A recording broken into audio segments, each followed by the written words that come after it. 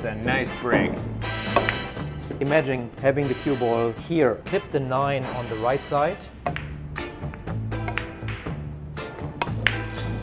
Hey, I'm here with world champion pool player Thorsten Hohmann, and he's going to walk us through how he thinks about playing a straight pool rack. So Thorsten, take it away. Well, you know, I'm known for being a bit more aggressive on the break shots. Big break here by Thorsten. He nailed it. Huge break. Old school style of hitting the balls on a break shot is, you know, a bit more conservative.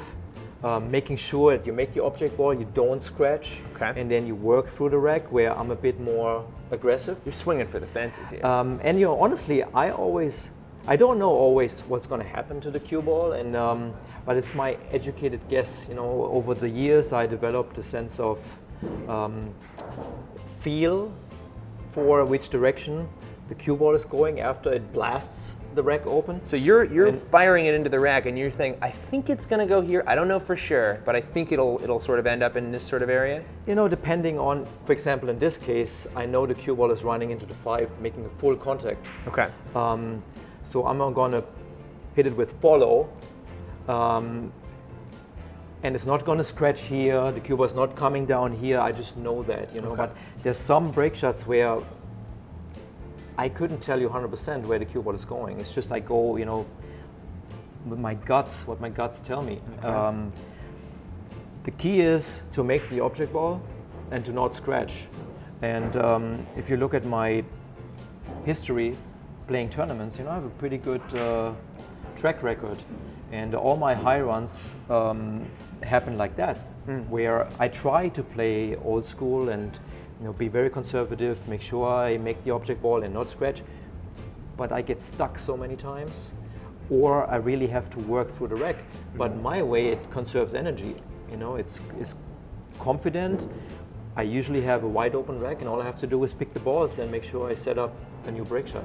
Great, let's let it rip.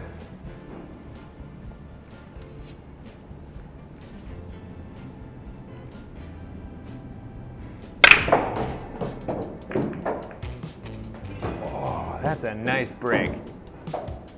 All right, so what's the first move? Right away, I would be like maybe 13 ball. This is actually, you know, we don't have a break shot here. And the first thing I look is, do I have already a ball available that could be our next break shot? You're thinking 14 balls in advance? Come on, you know. I'm talking high-level straight pool. I'm sorry. Okay. So I usually look the left or the right of the rack. Is there a ball available? We don't have one. It means we need to manufacture one. Okay. So I still have to keep that in mind. You know, I usually try to keep my flow going. When you play straight pool on a high level, you don't want to overthink too much. You know, that costs energy, and you just create more problems than there are. So, but you know, experience comes into play, where I know which balls to use to manufacture break shots and still be on the safe side and not running into a wall where you don't have any shots anymore. Okay. So that could be a little bit of a problem. So I have to remove the 2 ball before the 8, unless I break him up. I do have this cluster here, which I need to break up, which it looks like we'll be using one of those 4 balls as a break shot later. Okay. You're going to manufacture one of the 13-6-1 or the 9 is Could going to be your break so shot. First I take a walk around the table Let's take a lap. and check everything. So the 13 is available, that's good.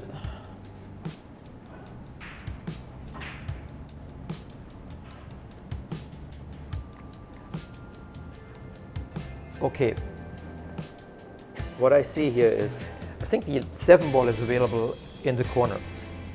It's a fairly easy shot. All I have to do is, because I'm too straight on the 13, if I get to the low side of the 13, I create an angle to make the 13 and nudge the 6 into the 1, which would develop the 1 into a break shot. Okay. And I have the 14 as a safety ball. So if you don't get perfect on the 13, you can use the 14 next to get perfect Everything. on the 13. I mean, I try to always keep it simple, Okay. easy shots that are within my ability. but I do want to have options. Okay. I don't want to risk a position where if I don't get there, I have to come with a stunt. So, and this is the first way, and we still have so many balls available. So even if I don't get there, I still have options. Great. But this is already my plan, okay? So make the 7, try to come on the low side of the 13, so I can develop the 3 as a break shot. Great.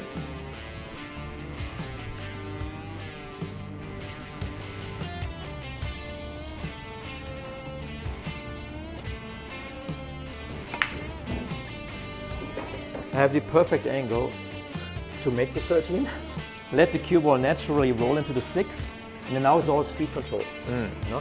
If I hit it too hard, it might put the 1 ball here, which would be the worst spot. And if I hit it too soft, I'm not going to get the 1 out of the rack. So it's all about speed control. Okay.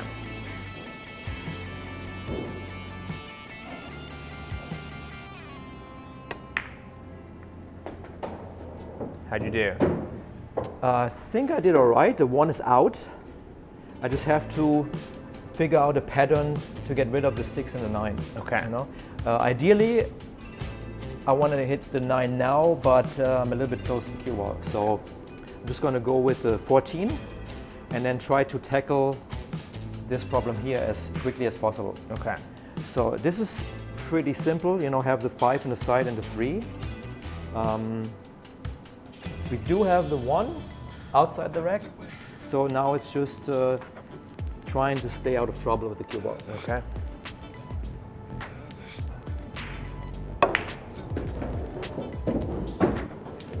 And I'm never afraid to bump into balls. I like that.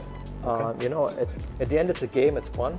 And as long as I don't run into major traps, you know, I can always try to improve my situation, maybe develop another break shot, so I have options. Okay, so you're not afraid of maybe getting yourself stuck because you know what might lead to getting stuck, and you avoid that. Once the balls are open like that, it's all about risk management and knowing my ability and finding a balance between being relaxed, keeping my rhythm, at the same time not being too overconfident and just dogging balls or running out of position. Gotcha. So I quickly found a little pattern to get rid of those balls. Okay. If I shoot the 12 now and I run the cue ball here against the rail, I can make the 2 and then I have the 15. Ah, and then you've solved the 2-8 problem. Because if I end up on the rail with the cue ball here and have a slight angle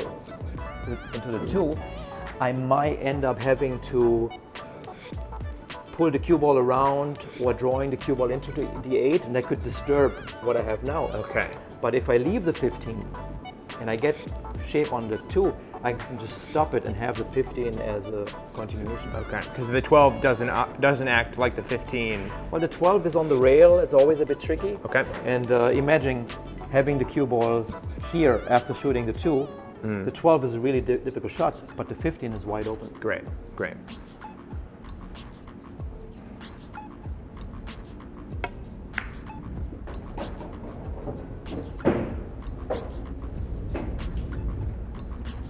And so now you're going to do that, the 2 to the 15? Yep. Okay.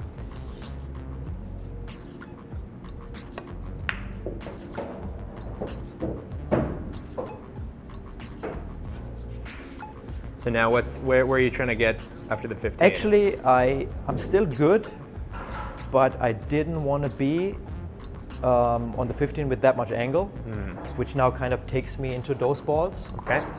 But if I can clip the 9 on the right side, from my perspective, Yeah.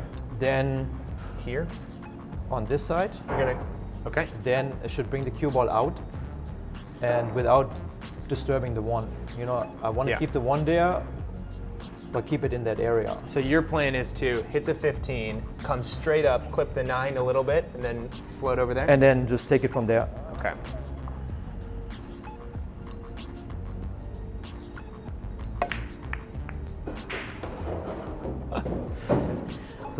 I still have the 1 as a break shot. Now it's just finding a pattern to end up with a good angle for the one as a break shot. Okay.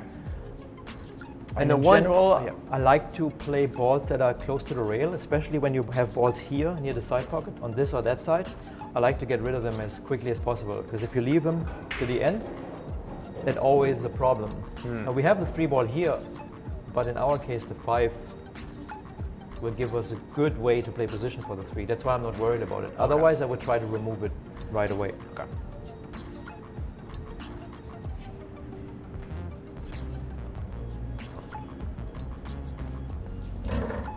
Here you go. Thank you. No problem. So when you hit the 8 in, what's the next shot? Well, nothing can really go wrong. I could stop the cue ball on the 8 and have the 10. Okay. What I want to do is bring the cue ball back, so I have options on the 6 and 9. Okay.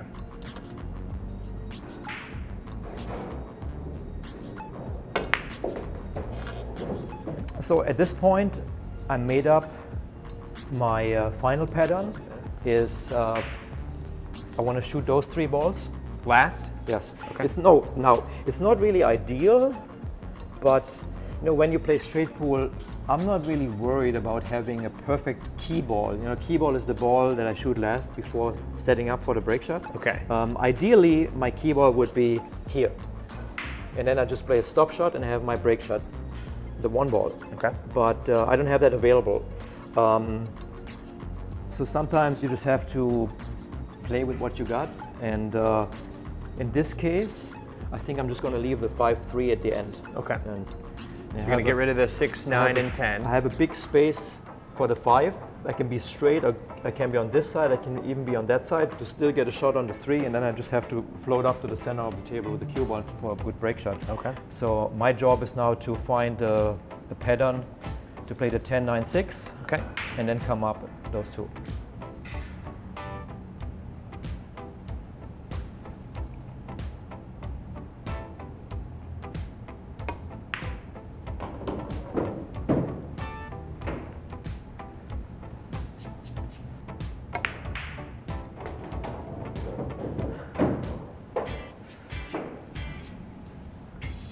So from the 6, sorry to interrupt you.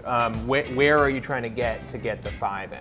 If I would have gotten straight on the 6 or over on this side, I would have just played position for the 5 in the corner. Okay. Now I still have an angle to comfortably draw the cue ball over here. Okay. If you are inexperienced, you might get a little hasty on the 6, and then you end up here with the cue ball. Okay. Okay, too short. So I want to make sure when I shoot this to not be short. That's in my system. I just know that, okay? But if you're inexperienced, you might not be aware of it, and then you underhit the ball. That's what happens.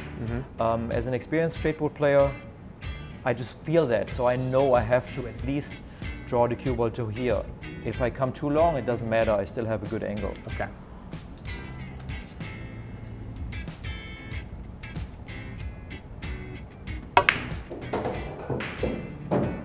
Okay, I overdrew that by a mile, but the position I have on the 5, I can still manage. So you had a natural sense that the 5 would go into any one of 3 pockets or any one of these, either one of these?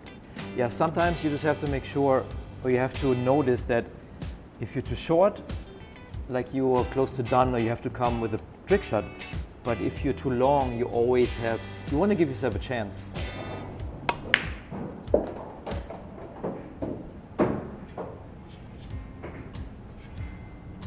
So where are you trying to land now? I aim for the center of the table.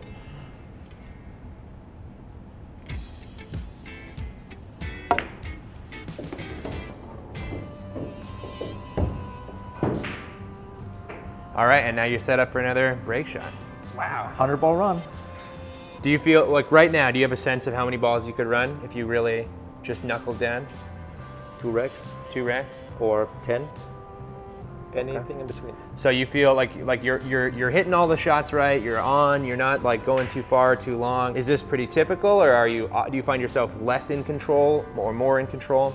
Well, the equipment plays a big part, and if you're comfortable with the table, people always say, oh, this is a tight pocket table, or this is a table with big pockets. I think it's more how balanced the table plays. Okay. You know, you can have a tight pocket table, but it has a fairly new cloth and polished balls, Okay. and the balls will slide in, and the rails are consistent. I think you play better than a table that has huge pockets, but the rails are a mess, and the cloth is old. It doesn't do you good. Well, thank you so much for taking us through that 14-1 rack. Don't forget to follow Thorsten on Instagram and also Facebook, and also QLab. There's a new app Thorsten made called QLab. Go get it. it's free. It's free. It's free. It's on the What App are you Store. doing? You don't have it yet? Go get it. Oh my God. Okay. Well, thank you so much, and we'll see you next time.